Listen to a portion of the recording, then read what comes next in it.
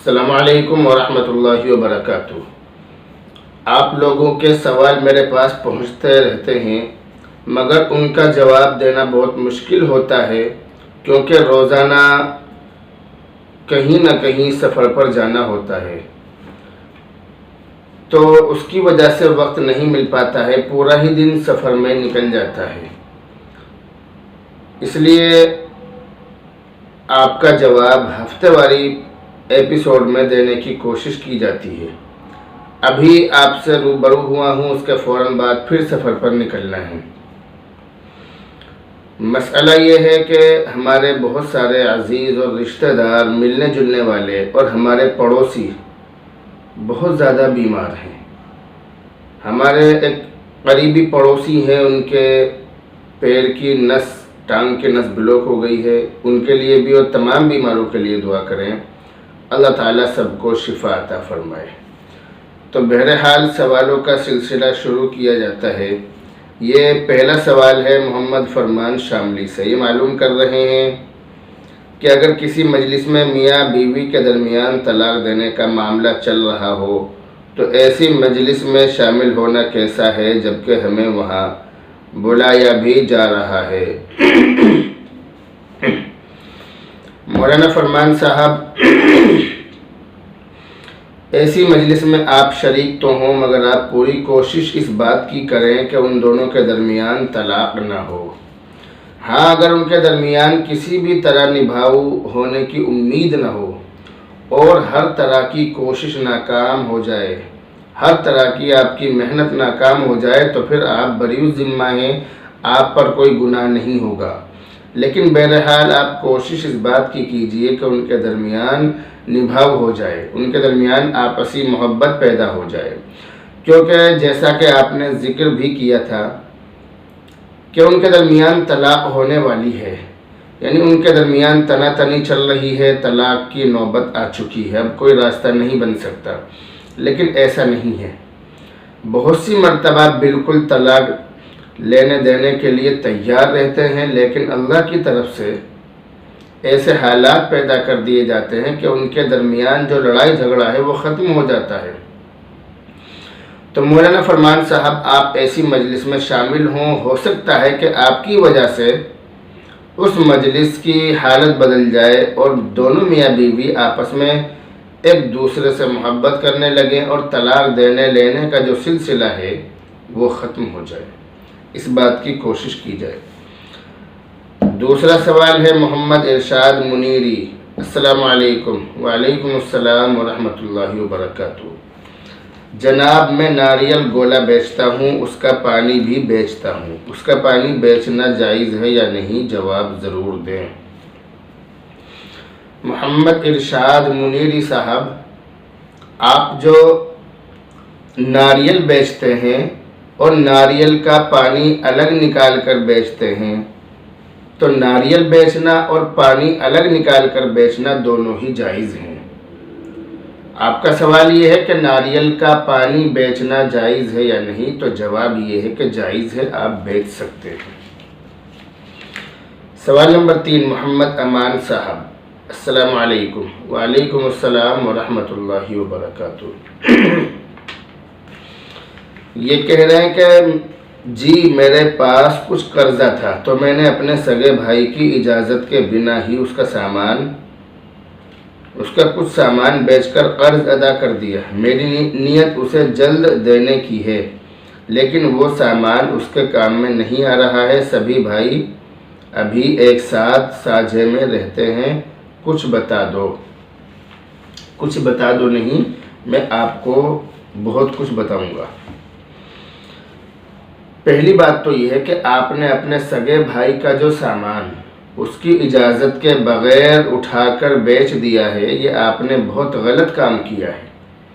اپنے سگے بھائی کا یا اپنے باپ کا یا اپنی بہن کا یا اپنی بیوی کا یا اپنے شوہر کا، کسی بھی قریبی رشتہ دار کا، قریبی ملنے جلنے والے کا، بلکہ دنیا کے اندر کسی کا بھی سامان اس کی اجازت کے بغیر لینا، استعمال کرنا یا بیچنا ہرگز جائز نہیں ہے۔ یہ آپ نے بہت بڑے گناہ کا کام کیا ہے۔ آپ کو اس سے توبہ کرنی چاہیے اور اپنے بھائی سے بھی معافی مانگنی چاہیے۔ اور جیسا کہ آپ نے اپنے سوال میں 2 چیزوں کا ذکر اور کیا ہے کہ ہم ساجے میں رہتے ہیں اور وہ سامان ہمارے بھائی کے کام میں نہیں آ رہا ہے، تو کوئی سامان کسی کے کام میں آئے یا نہ آئے، اس سے کوئی بحث نہیں، اس سے کوئی مطلب نہیں۔ جب وہ سامان اس کا ہے تو اس کی اجازت کے بغیر، اس کی مرضی کے بغیر آپ کو نہیں لینا چاہیے تھا۔ آپ کو لینا، یہ آپ نے لے کر اس کو غلط کیا ہے۔ اور دوسری بات آپ نے یہ کہی ہے کہ ابھی ہم سارے بھائی ساجھے میں رہتے ہیں، تو ساجھے میں رہیں یا الگ الگ رہیں، اس سے کوئی بحث نہیں، بلکہ صحیح بات تو یہ ہے کہ ساجھے میں رہ کر، جب آپ ساجھے میں رہ رہے ہوں تو اس وقت تو بہت زیادہ احتیاط کی ضرورت ہے، کیونکہ ایسے موقع پر عام طور سے ایک دوسرے کی چیز اجازت کے بغیر استعمال میں آ ہی جاتی ہے، جو کہ غلط ہے، جو کہ گناہ ہے۔ اس لیے خلاصہ یہ ہے کہ آپ نے اپنے سگے بھائی کا جو سامان اس کی اجازت کے بغیر لے کر بیچ دیا ہے، آپ اپنے بھائی سے معافی مانگیے، اپنے بھائی کے سامنے اس بات کا اظہار کیجئے کہ مجھ سے یہ غلطی ہوئی ہے۔ اگر آپ کا بھائی آپ کو معاف کر دے تو بہت اچھی بات ہے، اور اگر آپ کے بھائی نے آپ کو معاف نہیں کیا تو پھر اللہ کے یہاں آپ کی بہت سخت پکڑ ہو سکتی ہے، کیونکہ اللہ کے یہاں یہی معاملہ چلے گا۔ اس لیے بہتر یہی ہے کہ آپ اپنے بھائی کے سامنے اس چیز کا اظہار کر دیں اور معافی تلافی کر لیں۔ سوال نمبر 4، محمد مشرف سیفی۔ السلام علیکم۔ وعلیکم السلام ورحمۃ اللہ وبرکاتہ۔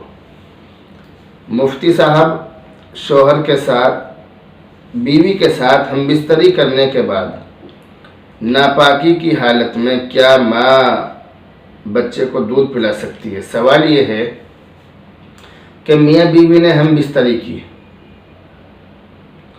اس کے بعد ابھی بیوی نے غسل نہیں کیا ہے اور اسی حالت میں وہ اپنے بچے کو دودھ پلانا چاہتی ہے، تو ناپاکی کی حالت میں اپنے بچے کو عورت دودھ پلا سکتی ہے یا نہیں؟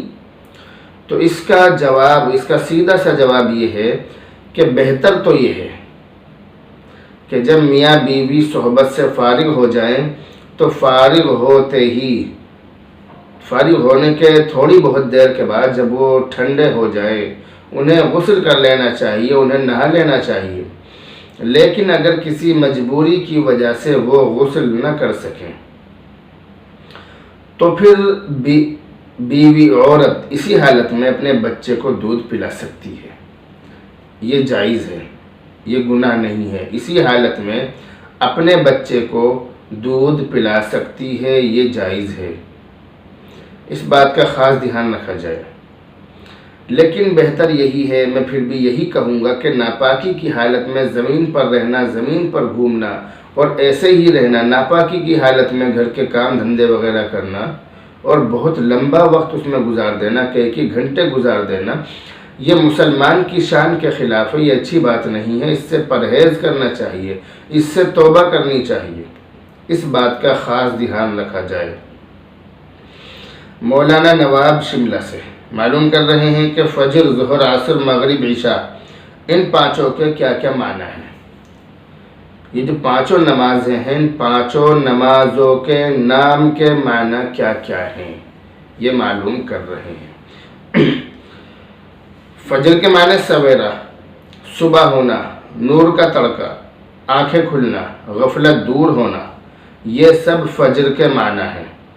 ظہر کے معنی زوال کا وقت، تیسرا پہر، تیسرے پہر کی نماز۔ عصر کے معنی زمانہ، وقت، دن کا آخری حصہ، دن کی آخری نماز جو غروب آفتاب سے پہلے پڑھی جاتی ہے۔ مغرب کے معنی ہے سورج غروب ہونے کی جگہ، اور عشاء کے معنی ہے رات کا اندھیرا، رات کی نماز، مغرب کے بعد کی نماز۔ یہ 5 نمازوں کے معنی ہیں۔ محمد عبد الرحمن صاحب سوال کر رہے ہیں کہ حضرت، السلام علیکم۔ وعلیکم السلام ورحمۃ اللہ وبرکاتہ۔ مفتی صاحب ہمارا بہت بڑا گروپ ہے، ہم لوگ اسکول بنانا چاہتے ہیں، تو ہم اسکول کے لیے لون لے سکتے ہیں یا نہیں، اور زکوٰۃ کا پیسہ اس عمارت میں لگانا کیسا ہے؟ عبد الرحمن صاحب، جب آپ اسکول بنائیں تو اس میں پہلا مشورہ تو میرا یہ ہے کہ آپ اسکول میں انگریزی تعلیم کے ساتھ دینی تعلیم کا بھی بندوبست اور انتظام کریں، کیونکہ جس طرح یہ مشورہ دیا جاتا ہے کہ مدرسوں میں انگریزی تعلیم ہونی چاہیے، کمپیوٹر وغیرہ کی تعلیم ہونی چاہیے، اسی طرح میرا مشورہ آپ کو یہ ہے کہ آپ اپنے اسکول اور کالج میں جو بھی آپ بنا رہے ہیں اس میں آپ انگریزی تعلیم کے ساتھ دینی تعلیم کا بھی انتظام کریں۔ یہ میرا مشورہ ہے، آپ مانیں گے تو بہت بہتر ہوگا، نہیں مانیں گے تو وہ آپ کی مرضی ہے۔ آپ نے سوال کیا ہے، اس کا جواب دیا جا رہا ہے۔ سوال یہ کیا ہے کہ لون لے کر اسکول بنانا اور زکوٰۃ لے کر اسکول بنانا کیسا ہے زکوٰۃ کے پیسے سے؟ تو لون لے کر اسکول بنانا یہ بالکل ناجائز ہے، بالکل حرام ہے، کیونکہ لون ایک گندگی ہے، اور گندگی کو ہم بحالت مجبوری ہی استعمال کر سکتے ہیں۔ اگر بہت زبردست مجبوری کی حالت ہے، اس کے بغیر چارہ ہی نہیں ہے، تو ہم اس کو استعمال کر سکتے ہیں، ورنہ بالکل بھی استعمال نہیں کر سکتے۔ اگر انسان بھوکا مر رہا ہو، انسان کے پاس کھانے کے لیے کچھ نہ ہو، اس کے بچے بھوکے مر رہے ہوں، اس کی زندگی فاقوں سے گزر رہی ہو، وہ لوگوں سے قرض لے رہا ہو لیکن لوگ اسے قرض دینے کے لیے تیار نہ ہو، اور لون لینے کے علاوہ، بیاج لینے کے علاوہ اس کے پاس کوئی اور راستہ نہ ہو، تو ایسی حالت میں تو وہ بیاج لے سکتا ہے، سود لے سکتا ہے۔ لیکن اگر ایسی بات نہیں ہے، بلکہ بہت اچھا اس کا کام دھندہ چل رہا ہے، خوب اچھا کھاتا پیتا انسان ہے، اور اپنا کاروبار بڑھانے کے لیے یا فیسلٹی وغیرہ حاصل کرنے کے لیے وہ لون لے رہا ہے، تو یہ ہرگز جائز نہیں ہے۔ شوق کے لیے حرام چیزوں کو استعمال کرنا ہرگز جائز نہیں ہے۔ تو آپ پہلی بات تو یہ سمجھیے کہ لون لے کر اسکول بنانا یہ آپ کی مجبوری نہیں ہے، اس لیے جائز نہیں ہے۔ دوسری بات آپ نے معلوم کی ہے کہ زکوٰۃ کا پیسہ اسکول کی عمارت میں لگانا کیسا ہے، تو اس کا جواب یہ ہے کہ زکوٰۃ کا پیسہ اسکول کی عمارت میں لگانا یہ ہرگز جائز نہیں ہے۔ اور آپ تو اسکول کی بات کر رہے ہیں، مدرسوں میں یا مسجدوں میں جو کہ دینی عبادت گاہیں ہیں، جہاں دین پڑھایا جاتا ہے، دین سکھایا جاتا ہے، ان عمارتوں میں بھی زکوٰۃ کا پیسہ لگانا جائز نہیں ہے۔ تو جب ان عمارتوں میں زکوٰۃ کا پیسہ نہیں لگا سکتے تو اسکول جیسی جگہ میں زکوٰۃ کا پیسہ کیسے لگا سکتے ہیں؟ اگر زکوٰۃ کا پیسہ عمارتوں میں لگانے کی اجازت دے دی جاتی تو زکوٰۃ دینے کا جو مقصد ہے وہ ختم ہو جاتا، اور لوگ لاکھوں لاکھ کروڑ روپیہ زکوٰۃ کا اپنی عمارتوں میں، مدرسوں میں، مسجدوں میں، اسکولوں میں لگا کر اس کو ختم کر دیتے، اس کو ہضم کر لیتے۔ اس لیے آپ نہ تو لون لے سکتے ہیں اور نہ ہی زکوٰۃ کا پیسہ اپنے اسکول کی عمارت میں لگا سکتے ہیں۔ سوال نمبر 7، قاری یوسف صاحب، السلام علیکم۔ وعلیکم السلام ورحمۃ اللہ وبرکاتہ۔ مفتی صاحب یہ بتائیے کہ قرآن میں ہے فَسَوْفَ يُحَاسَبُ حِسَابًا يَسِيرًا، یعنی اللہ تعالیٰ اپنے بندوں کا آسان حساب لے گا، مگر ایک حدیث میں ہے کہ اللہ تعالیٰ اپنے بندوں کا سخت حساب لے گا، اور اس حدیث کے الفاظ کچھ اس طرح ہیں کہ اگر اللہ نے تفتیش حساب لے لیا تو پھر بندہ مشکل میں پھنس جائے گا۔ اس کا جواب بہت ہی جلد بھیج دیں، عین کرم ہوگا۔ قاری یوسف صاحب، آپ نے جو قرآن کریم کی آیت پڑھ کر بتلائی ہے، جو آپ نے بھیجی ہے، اور جو آپ نے اللہ کے نبی کی حدیث بتائی ہے، آپ نے پڑھی ہے لیکن آپ نے سمجھی نہیں۔ دونوں چیزوں کا، قرآن کریم کی آیت کا اور اللہ کے نبی کی حدیث کا خلاصہ اور مطلب یہ ہے، آپ اس کو پوری پڑھیے۔ مطلب یہ ہے کہ جس کا نامہ اعمال اس کے سیدھے ہاتھ میں دے دیا جائے، جس کا حساب کا رجسٹر، جس کا نامہ اعمال اس کے سیدھے ہاتھ میں دے دیا جائے، فسوف یحاسب حسابا یسیرا، تو اللہ تعالیٰ اس کا آسان حساب لے گا، اس کا حساب آسان لیا جائے گا۔ کس کا؟ جس کا نامہ اعمال اس کے سیدھے ہاتھ میں دے دیا جائے تو اس کا آسان حساب لیا جائے گا۔ اور حضرت عائشہ صدیقہ رضی اللہ تعالی عنہا کی حدیث ہے، آپ سے مروی ہے، اللہ کے نبی دعا کرتے تھے اور لوگوں کو کہتے تھے کہ آپ یہ دعا کیجئے کہ اے اللہ تو ہم سے آسان حساب لینا، تو ہمارا حساب آسان لینا۔ لوگوں سے اللہ کے نبی اس طرح کی دعا کرنے کے لیے کہتے تھے۔ تو حضرت عائشہ رضی اللہ عنہا نے معلوم کیا اللہ کے نبی آسان حساب کا مطلب کیا ہے۔ اللہ کے نبی نے ارشاد فرمایا کہ اللہ تعالیٰ بندے کا حساب نہ لے، اللہ تعالیٰ اپنے بندے کا کوئی حساب کتاب نہ لے، یہ آسان حساب ہے۔ اور قاری یوسف صاحب، جیسا کہ آپ نے سوال میں ذکر کیا ہے کہ ایک حدیث کے الفاظ کچھ اس طرح ہیں کہ اگر اللہ تعالیٰ نے اپنے بندے کا حساب لے لیا تو بندہ مشکل میں پھنس جائے گا، تو یہ ان لوگوں کے ساتھ ہوگا جن کا نامہ اعمال ان کے الٹے ہاتھ میں دیا جائے گا۔ جن کا نامہ اعمال الٹے ہاتھ میں دیا جائے گا تو ان کا اللہ تعالیٰ حساب لے گا، اور جس کا اللہ نے حساب لینا شروع کر دیا تو سچ میں بندہ مشکل میں پھنس جائے گا، وہ بندہ پھر مشکل میں پھنس جائے گا۔ اس لیے آپ اس چیز کو سمجھ گئے ہوں گے کہ جس کا نامہ اعمال سیدھے ہاتھ میں دیا جائے گا اس سے آسان حساب لیا جائے گا، اور آسان حساب کا مطلب یہ ہے کہ اس سے حساب نہیں لیا جائے گا، اور جس کا نامہ اعمال اس کے الٹے ہاتھ میں دیا جائے گا تو اس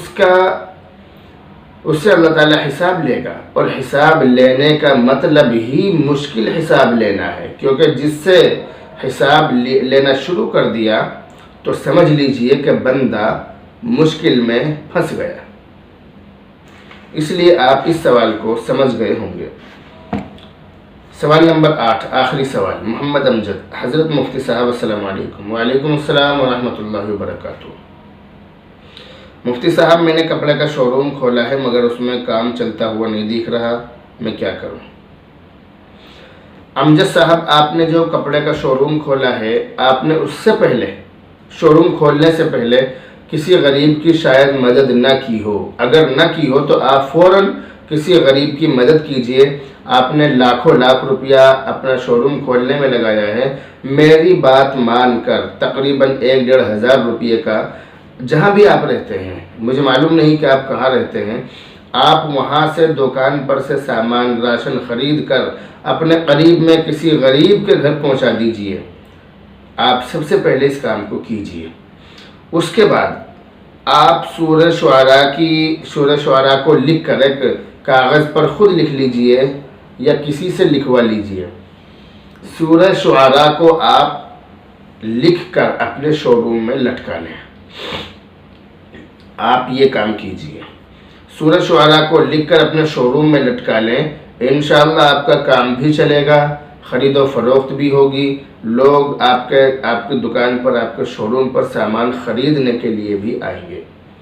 اسی کے ساتھ آپ یہ کام بھی کرتے رہنا کہ فی الحال کسی غریب کی مدد کر دیجئے، کسی غریب کے گھر راشن ڈلوا دیجئے، لیکن آپ اس کام کو مستقل کرنا، ریگولر کرنا، یہ نہیں کہ اب ایک مرتبہ کر لیا اور کام چل پڑا پھر چھٹی، ایسا نہیں، بلکہ آپ مستقل طور سے اس کام کو کیجئے۔